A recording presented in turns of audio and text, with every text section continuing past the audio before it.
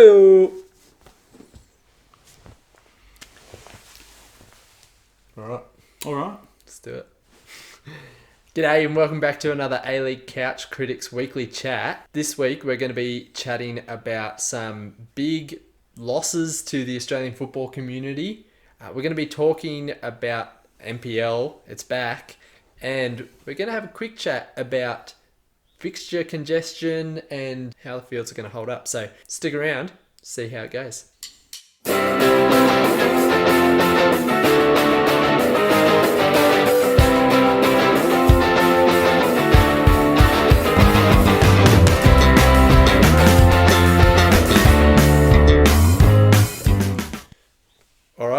So, Bradley, First up, a couple of big names have been leaving the football scene recently. So, a couple of months ago, really, during COVID, Daniel Garb left Fox Sports. He's still involved, kind of doing his own thing. Listening to his Greats podcast has actually been really good the last few weeks. He had Jamie Carragher on and Brett Holman. That was really interesting. So he's still involved, and it'll be interesting to see what happens with him. But big news really coming out this last week or so. Both of the iconic voices behind our moment of qualification for the 2006 World Cup. Craig Forster has left SBS, and Simon Hill has left Fox Sports. Bradley, what's your reaction to that? Yeah, it's a bit interesting. I'm very curious to see where the two end up because they're clearly talented football commentators and journalists as well. Simon Hill, obviously, our best football commentator in this country, and Craig Forster. Everyone remembers Craig Forster during that penalty shootout. Everything he said was just Johnny Warren! It's the biggest we've ever seen in this country. I'm sorry, it is. Yeah, like everything. Oh man, I think Simon Hill during that was just like the professional, the commentator, and Craig Forster was everyone at home. Yeah. Because I remember watching an interview and Simon Hill's like Craig Foster's basically lost it with like 20 to go, and Simon Hill's basically like, Craig, calm down, it's okay. Is this the last penalty? I don't know. No. Yeah, no, it's gonna be interesting without the SBS World Game. He's been a regular face on it for ages. Simon Hill's been a regular commentator for ages. It's interesting where they're going. Obviously, we can speculate. Maybe it's the FFA TV. But I think Fozzie's going to keep doing his humanitarian stuff, and good on him. He's been fantastic. He put in a big voice to a really big cause in Australia with our treatment of refugees. So big up to Fozzie for what he's doing there, and I think that's good. And he's passionate about it. He obviously loves football, but I think he's kind of felt it's time to move on. Yeah. But Simon Hill's an interesting one. I don't know where he's going to end up, but. I don't know. Yeah, it's interesting with Simon Hill. It's going to be weird watching the A-League without Simon Hill in this next, the end of this season. No Simon Hill commentating. It's just not going to be the same. Yeah. It's a big voice to lose. Who else do we have at Fox? We have Brenton Speed. I don't mind Brenton Speed. Yeah, but Speedy's okay. Yeah. He's obviously clinging to that. The boy from oh my goodness. Obviously, your others, your Robbie Slater and your Andy Harper split opinions. I don't mind them. They're pretty good. You got Bozza still sticking around at Fox and Adam Peacock still at Fox as well. So I think Fox is mostly okay. It's just Simon Hill. That's a huge loss. Yeah, it'd be like the Premier League losing Peter Drury. I mean, it'll be fine, but, I just love listening to Peter Drury commentate any Premier League game. He makes a boring game seem interesting, and I think... what's his name again? The commentator that just left Fox. Yeah, Simon Hill. Yeah, Simon Hill just had the knack of doing the same thing. Flashback. When I was at Victoria, I forgot what I was talking about, but that's okay. Big voice lost for Australian football. And you're saying there was a few other journos and admin guys as well that have.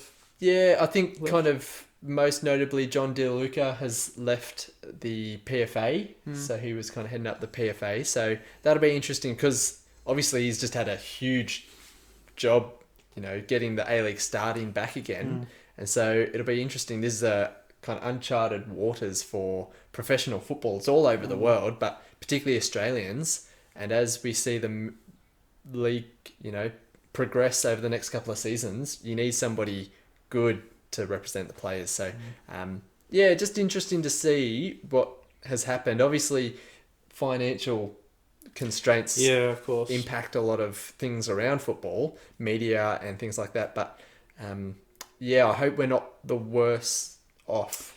I hope we're not worse off for these decisions, especially when we're trying to build momentum up to this 2023 Women's World Cup. So important time. I wonder who might step up though. Maybe there's a commentator on the fringes who might get his chance, and maybe a female commentator might step up. But interesting to see. Bradley, some other news that's come out by the time you're watching this a couple of days ago, but the NPL competitions are set to restart. New South Wales has confirmed only one team from NPL 1 has dropped out. And another from NPL 2. Yeah, that's right. And it looks like, Queensland looks set to get started. Western Australia. I think the Northern Territory's already started. Yeah, they've already started, with crowds, I believe. Obviously, it's not thousands, but still crowds. Awesome. When it comes to NPL, who here supports? Let us know if you support an NPL team, if you get along to games, if you plan to go and watch some games. Are you enjoying the coverage they're putting kind of out on Facebook? And I'm excited. I love kind of their afternoon games, watching them on Facebook and stuff over the weekend. It's definitely some interesting to watch some up and coming young footballers and some interesting names pop up there. Yeah. No, I've always enjoyed the YouTube shows, but it's exciting. We've got an NPL competition. Obviously, the two teams that aren't playing, Sutherland Sharks in NPL 1 and Mountie Wanderers in NPL 2. And from the things I've read online, it looks like it's come down to money. Obviously, Mounties are backed by the wealthy Mounties club out there in Mount Pritchard. But the Sharks, I think they put a lot of money into their squad. And I think a lot of the players aren't willing to play. I've read a lot of comments of people saying that these two teams should be playing NPL 4 next year if they come back because of their unwillingness to play. Or do they just finish last and get relegated? Yeah, it's interesting because obviously I'm not... I don't know enough to say maybe they should be, but it's an interesting take on it that, if clubs are refusing to play, well, maybe they should be, but obviously I don't know their financial situations. Like someone like Mounties are probably struggling, and if they're literally broke, well, who knows what the future holds for them, but we can wait and see, and we hope no club folds, because I think we've been pretty lucky here that no clubs have gone out of shop because of coronavirus. It's an interesting situation. Obviously not the best. You'd rather all teams being able to play. But, when News put out a story about Wollongong Wolves, and those players have been happy to take a bit of a pay cut. Yeah. And, I don't know. I've not played for an NPL team, but they can't be earning huge money. Like, they're semi-professionals. Most of them are still... I would say all of them still have a day job. So... Yeah, it's interesting to argue about a pay cut when it's not your first job. Yeah, I don't know. I wouldn't be surprised there are a few players out there on a fairly healthy sum. Mark Bridge, I heard he was getting paid a fair lot to play for, was it Mounties? Yeah, it was Mounties. And to not actually do much.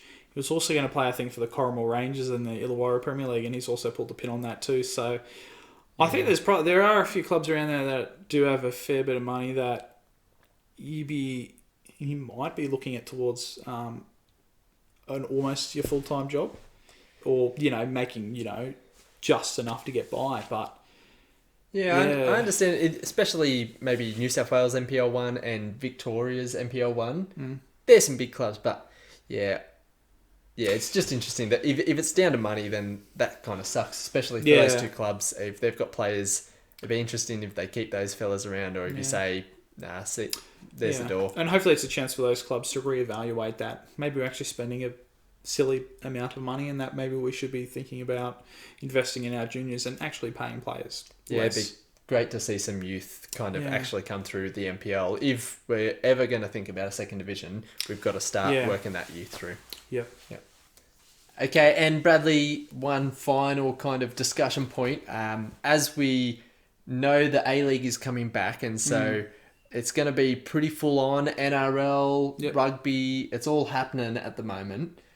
How do you think with the fixture congestion, games every couple of days for teams, how do you think the fields are going to hold up? We've already seen in the NRL that Campbelltown Stadium, they were using that quite often, and that hasn't held up quite well. They've had to move a couple of games over to Cogra Oval. We know that as we speak now, Bankwest Stadium is getting its surface returfed. Okay. There have been quite a few injuries at Bankwest. I think there was a game the other week where 2 players got an ACL within 15 minutes. That's a pretty rubbish injury. Do you think that's down to the field though, or is that just is it not being fit enough, or is it their own body? I think it's see probably. how I the think field. it's. I think it might be a mix of. I think it might be a mix of both. Yeah. Because if you're used to really quality, good surface, not hard but nice and spongy-ish, I think if you're trained at an elite level to be playing on those surfaces at a regular level, and you're not, I think your body doesn't cope well. But I think it's a mix of both. I don't. Yeah. I think there's a lot of players get injuries just rotten luck. Yeah. But these are professional competitions, and they need to be playing on quality professional surfaces and not on the dust bowls of 30, 40 years ago when it wasn't at a professional level. And I think, we're going to be using Bankwest a lot. We're going to be using Cogra a lot. I think those are the main ones we're going to be using a lot. So I think those fields will come under scrutiny in terms of the quality. Yeah, it doesn't bode well for the A-League, especially when, we're going to... We rely on the pitch, really. It's always been something that's frustrated me about NRL is for a game that's played up here in your hands, it destroys the pitch so much, and yet football, which is played on the pitch, doesn't rip up the field. And so, and the Parramatta Eels are complaining, and they're worried about all the fixtures at Bankwest. Little do they, remember that Bankwest is not just their stadium, and if it wasn't for the Wanderers, they'd still be playing at the old Parramatta Park. Yeah, I mean, I think I've mentioned before on the show, I don't have any time for the Parramatta Eels as a big Penrith fan. Yeah. And, I mean, was it completely the Wanderers that they got this new stadium built? I'd like to say yes, but I think they were a big reason. It actually had nothing to do with Parramatta because they were taking 4 games a season at ANZ Stadium, so they weren't really that committed to Parramatta Stadium, and they weren't selling it out as often. I think the Wanderers sold it out way more they did in that time when they were at Parramatta than the Eels ever did. But they don't own it. The council owns it, and the major tenants are the Parramatta Eels and the Western Sydney Wanderers. So I don't think anyone has any right to complain about either side of it. I think we should be complaining when West Tigers and other teams that aren't major tenants start using it. It's going to be interesting, though. You've got McDonald Jones will have Jets games as well as Knights games. You've got Central Coast Stadium, which the NRL has been using a little bit. You've got Cogra, which the NRL is starting to use more. The possibility of Campbelltown is probably wiped out because the NRL have used it to death already. You've got Bankwest, which is seeing a whole heap of traffic, and ANZ's going to see the same. It's kind of... We could have used the Sydney Football Stadium being around at the moment. Is this enough, surely, to convince a Sydney team or someone else in the A-League to go football specific? Adelaide and Perth are fine with their stadiums. I've even heard some noise that Western United, with the World Cup coming up and with this move to winter for next season at least, that they're actually going to start pushing for their stadium to be built. I think there's nothing official, just unheard off Garby's podcast that they're keen to start pushing it and actually getting it going. Yeah, well, I think they were meant to start building this stadium, like they said, by the middle of this year, the first sod was meant to be turned. But who knows what's going on with that. But I think, they need to, if they're going to be playing on AFL pitches still when there's 36 players tearing up the pitch. I think they need to get onto their own field as soon as possible. It's something interesting too. I think down in Melbourne, they need another football-specific stadium, one that's square. So then, the rugby and the A-League can kind of live together. But I think another one interesting is Sydney FC with the SFS. So they still have 3 years left on their agreement with the SFS. So when it gets built, they have to go back. Yeah. There's no getting out of that. But it'll be interesting to see what Sydney FC do. Do they then, after that 3 years, do they go back to Cogra and go back to something smaller? Do they try and find some space to build something new? Yeah. I don't know if there's much space left in Sydney. Or do they, if the SFS is great, do they stay there and work on building their fan base? So How rich is your owner? How much would he be willing out to invest in their own stadium? I don't think he's going to spend that much, unfortunately. Yeah. But yeah, interesting to see what will happen over the A-League Hub finish of the season with pitches and stadiums. So as always, join in the conversation. Let us know what you think down in the comments. Make sure to like this video and to subscribe if you're new here so that you get to see videos as they come out. And let us know what you think. But till next time. See you round like a rissole. Round like a rissole. Nice.